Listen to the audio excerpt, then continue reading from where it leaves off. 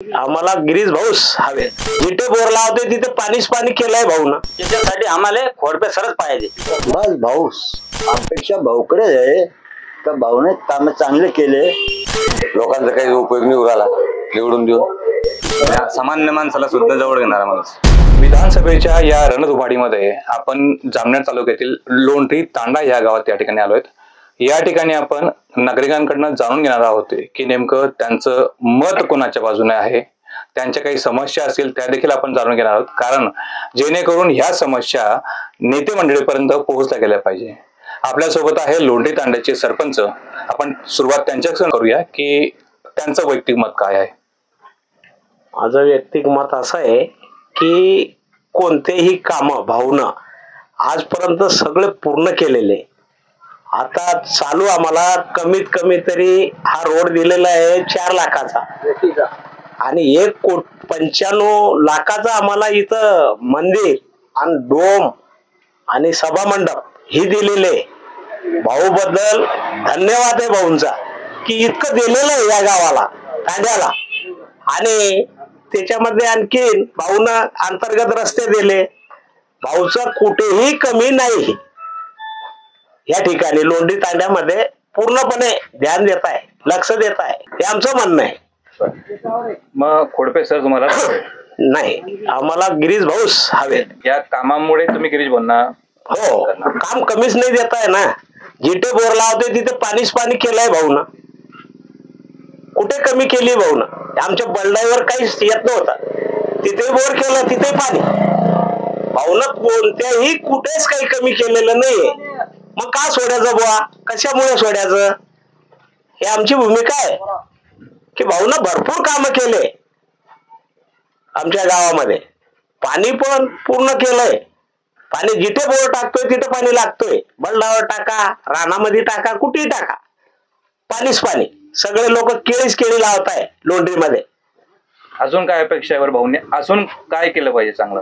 अजून भाऊ करणारच आहे पुढे. काय जे बी मागलं ते भाऊ नाही सांगताय, देताच आहे आम्हाला. काय सांगा, आपल्या जामनेर तालुक्यामध्ये गिरीश महाजन आणि खोडपे सर हे दोघंही उमेदवार उभे, काय सांगाल तुम्ही. बस भाऊस आहे. काय पाहिजे तुम्हाला गिरीश भाऊस पाहिजे. काय पाहिजे म्हणजे काय आहे कारण. काय सगळे भाऊनं बोलले ना, आता भाऊ बोलले ना, ते सगळी समस्या दूर केलेली आहे.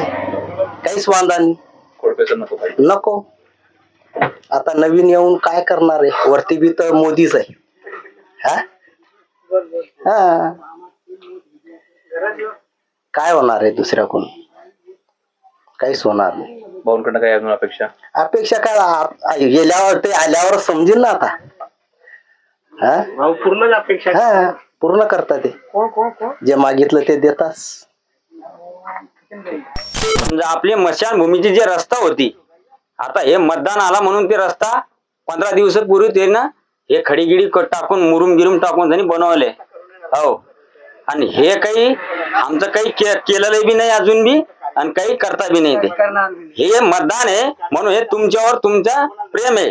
हो, आणि आमचे 4 चिमुरले गेले रामदेववाडीले, तेव्हा बी काही मदत आम्हाला झाली नाही. गिरीश भाऊ आमच्या घरासमोर आला बी नाही. त्याच्यासाठी आम्हाला खोडपे सरच पाहिजे.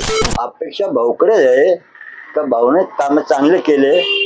पण भाऊनं काही लोकांचे असे दुःखी झाले की त्याला राहायला घर नाही बरोबर. त्याने आश्वासन दिलता का बा 300 घरकुल का 400 घरकुल येतील आणि सगळे नवे घर होतील.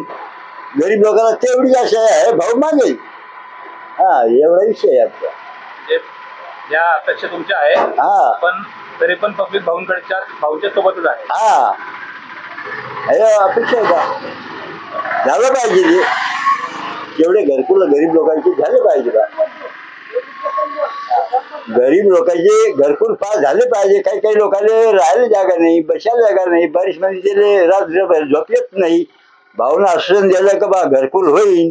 300-400 घरकुल पास केले, अजून 10 बी नाही तर 1 बी नाही. एवढं आमचं म्हणणं आहे. अपेक्षा भाऊकडेच. तुम्ही मतदान भाऊंनाच करणार. मतदान पण भाऊनच करणार.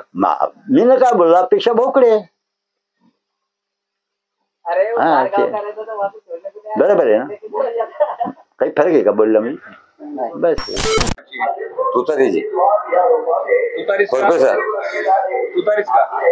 आता हे बदल झाला पाहिजे बा. 30 वर्षापासून काहीच फरक नाही. शेतीमालाले भाव नाही, मक्याले भाव नाही, मटेरियल महाग झाले, औषधं महाग झाले. काय करतील बा शेतकरी मग? त्याच्यामुळे आत्महत्या वाढतील. व्याजावाल्यांचे देतील का कोणाचे देतील? घर 12 महिने कसं काय चालवतील? तेल 140 रुपये किलो होऊन गेलं. फक्त त्यांनी लाडकी बहीण योजना सुरू केली 1500 रुपये बाहेरले दिले लावून, तेल देऊ राहिले 140 रुपये. इकडनं घेता आणि इकडनं काढता बरोबर. असं आपलं म्हणणं आहे. नको पाहिजे. हा यायलाच नको, बदल तर झालाच पाहिजे. आता म्हणतो 25-30 वर्षापासून काहीच नाही ना, हालचाल नाही ना. कोणत्या गावला सांगा का आमचे कामं वगैरे हे रोड पुलाचे कामं तर होतच राहतात कुठली बी, असं म्हणणं आहे आपलं. हा दुसरं काही नाही. काय सांगलं आता जामनेर तालुक्याची हवा कोणाची? गिरीश भाऊ. का गिरीश भाऊ का? गिरीश भाऊ म्हणजे 25-30 वर्षापासून गोरगरीब जनतेचं काम करतात ते. काय असं तुम्हाला आठवतं असं गिरीश भाऊंचं काम आहे का? कामासाठी काम म्हणजे माझा मुलगा अपंग आहे, त्याला सायकल वगैरे गावात पण चांगलं कामं चालू आहे.